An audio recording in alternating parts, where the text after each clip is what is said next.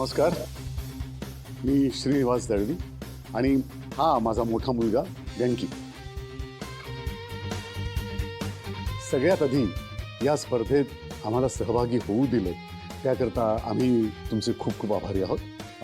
आता मी थोडंसं माझ्याबद्दल सांगतो. मी जवळजवळ 40 वर्ष एका कार कंपनीत नोकरीला होतो. त्यामुळे गाड्यांबद्दल आणि एकूणच मशीन्सबद्दल मला खूप प्रेम आहे. आणि माझ्या मुलाचा फुलांचा व्यवसाय आहे. आता होतं काय की फुलांची डिलिव्हरी करायला याला आणि याच्याकडे काम करत असलेल्या सगळ्याच मुलांना खूप दूरवर जावं लागतं आणि सगळे सायकली वापरतात.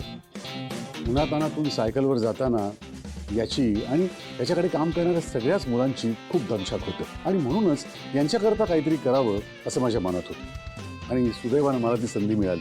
त्याचं झालं असं, माझ्या नातवाला भरत त्याचं नाव, शाळेतनं एक सायन्स प्रोजेक्ट करायला सांगितलं गेलं. कुठलं प्रोजेक्ट करायचं, काय करायचं याचा विचार करत असताना तेव्हा माझ्यातला मेकॅनिक जागा झाला आणि मनात विचार आला की आपण सौर ऊर्जेवर चालणारी सायकल बनवायची, म्हणजे पेडल मारण्याची गरजच भासणार नाही अशी सायकल बनवायची. तुम्हाला तर माहितीच आहे, आपल्या देशात सूर्यप्रकाश अगदी मुबलक प्रमाणात उपलब्ध आहे. पण दुर्दैवानं सूर्यप्रकाशातून सौर ऊर्जा ज्या प्रमाणात बनायला हवी त्या प्रमाणात अजून तरी बनत नाही. आणि म्हणूनच मी आणि माझ्या नातवानं हे मॉडेल बनवायचं ठरवलं. आता मी या मॉडेलची माहिती, त्याचे फायदे तोटे हे तुम्हाला सांगतो. तुम्ही तुमचं प्रेझेंटेशन सुरू करू शकता. Thank you sir. मी तुम्हाला मगाशी सांगितल्याप्रमाणे आमची ही सायकल सौर ऊर्जेवर चालते. या सायकलमध्ये आम्ही काही सोलर पॅनल्स बसवलेले आहेत. जेवढा वेळ ही सायकल उन्हात उभी असते तेवढ्या वेळात सूर्यप्रकाशामुळे आमची सोलर पॅनल चार्ज होतात आणि वीज निर्मिती होते.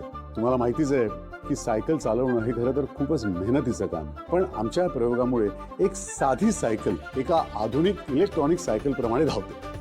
आपण सगळे रोजच अनेक वस्तू ऑनलाईन मागवत असतो. अनेक वस्तू आपल्या घरी डिलिव्हर केल्या जात असतात आणि हे जे डिलिव्हरी करणारे बॉईज असतात त्यांच्याकरता आमची सायकल एक वरदानच आहे. कारण ते टू व्हीलर म्हणजे दुचाकी वापरतात, त्यामुळे त्यांना पेट्रोल, डिझेल किंवा चार्जिंगचा खर्च रोजच्या रोज करावा लागतो. सध्या इंधनाचे भाव किती वाढत आहेत हे आपल्याला सगळ्यांनाच माहिती आहे. सामान्य माणसाच्या कुवती बाहेर चालले ते भाव. पण समजा त्यांनी आमची सायकल वापरली तर हा त्यांना अत्यंत किफायतशीर पर्याय ठरणार आहे. आणि म्हणूनच आम्हाला अशी खात्री आहे की आमचा हा जो पर्यावरणपूरक पर्याय आहे तो तुम्हाला आवडेल आणि आमच्या या उत्पादनामुळे पर्यावरणाची हानीसुद्धा होणार नाही. आणि म्हणूनच आम्हाला खात्री आहे की आमचं हे पर्यावरणपूरक उत्पादन तुम्हाला नक्कीच आवडेल. मिस्टर दळवी, सायकलचं वर्किंग तर आम्हाला कळलं. बंद करा हा सगळा धांगडधिंगा चाललाय. काय बंद करा, काय धांगडधिंगा चाललाय? भजनाच्या नावाखाली हे काय चाललंय सगळं? काय झालं? तुम्ही असा कार्यक्रम का बंद करताय आमचा? का बंद केलं म्हणजे? अरे हिम्मत कशी झाली तुमची पवित्र भजनाच्या नावाखाली असं पाश्चिमात्य रूप देण्याची? संस्कृती आहे आपली, शेकडो वर्षापासून चालत आलेली ही परंपरा आहे. आणि तुम्ही हे असलं वाद्य वाजवताय, गीता ढोलकीचे ठोके देऊन या पिढीला बिघडवताय तुम्ही. हे भजन देवाचं भक्ती करण्यासाठी आणि स्मरण करण्यासाठी गायली जातात. आणि ते तुमचं काय चाललंय? वाटेल त्या चाली या भजनाला देऊन तुम्ही आपल्या संस्कृतीचा आणि आपल्या देवाचा अपमान करताय. देवाचं नाव नक्की कसं घ्यायचं याचे काहीही नियम नाहीये. त्यासाठी फक्त मनात श्रद्धा असावी लागते. आणि इथे जमलेले सगळेच आता आपापली कला सादर करत देवाचं नामस्मरणच करतायत. हो, संगीतात असे नवनवीन प्रयोग घडत असतात. संस्कृती, अपमान हे सगळं कुठं आलं? पण या मुलांचे कपडे तर बघा, हे असे कपडे घालून भजनं गायली जातात का? भजनाच्या नावाखाली नुसता गोंगाट चालू आहे, गोंगाट. अहो काका, पिढीनुसार कपडे बदलतात पण माणसांच्या मनातले भाव मात्र अगदी तसेच असतात. आजोबांच्या काळात धोतर झब्बा घालून भजनं गायली जायची, पण आता हे कपडे सोयीचे वाटतात. पण भजन गातानाचा मनातला भाव, मनातली श्रद्धा, आस्था ती मात्र अगदी तशीच असते हो. आणि कसं आहे ना दादा, भजन मुळात गळ्यातून गायलं जातं, मनापासून गायलं जातं. त्याचा आणि या कपड्यांचा काय संबंध? बघा बघा ही आजची पिढी कशी उत्तर देता बघा. ही आपली आजची तरुण पिढी कुठल्याही प्रश्नाला प्रत्युत्तर दिलं की यांना फार भारी वाटतं. त्यांना असं वाटतं की हेच हुशार आहेत. मोठे काहीतरी सांगतात ते योग्य असेल हे ऐकायला पाहिजे का नाही यांनी? इतकी साधी अक्कल यांना नसते.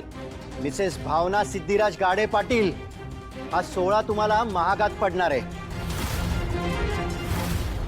भजन हे मंदिराच्या सभा मंडपात घुमलं पाहिजे. या स्पीकरच्या भिंतीमधून कानाला कांठाळा बसणारा जो केला जातो ना, तो तमाशा आहे, भक्ती नव्हे.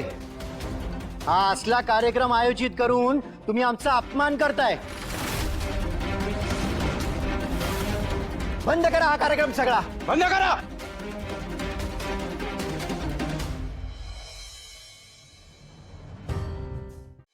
नीलांबरी वहिनी, आतापर्यंत मला संशय होता, पण आता तर माझी खात्री पटली. त्या संस्कृती रक्षकांना तुम्हीच बोलावलं होतं, कारण तुम्हालाच आमचा कार्यक्रम उधळून लावायचा होता.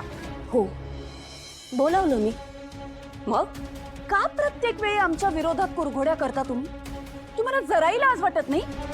हो, खरं तर तुम्हाला माझ्याऐवजी निवडणुकीला उभं राहायचं होतं ना. तुम्हाला नेता बनायचं होतं, नेता बनून लोकांची सेवा करायची होती. मग एका नेत्यानं असं वागायचं असतं? एका नेत्यानं समाजाचा विचार करायचा असतो, लोकांच्या प्रगतीचा विचार करायचा असतो, त्यांच्या आनंदाचा विचार करायचा असतो, ना की सगळ्यांच्यात असा द्वेष निर्माण करून स्वतःचा स्वार्थ साधायचा असतो. किती नीच विचार येतो तुमचे. झालं तुझं? हो, की अजून काही भाषणबाजी शिल्लक आहे? आजवर तुझी फालतू नाटकं आणि समाजसेवा खूप सहन केली. वाटलं होतं की स्वतःहून अक्कल येईल, पण नाही. आज तू माझ्या माणसांचा अपमान केलायस. म्हणजे तू सापाच्या शेपटीवर पाय दिलास. सापाच्या शेपटीवर पाय पडला काय होतं? चवताळून उठतो तो, आणि तशीच मी चवताळून उठली. समजलं? मी कोणालाही घाबरत नाही आणि आता कोणालाही जुमानणार पण नाही.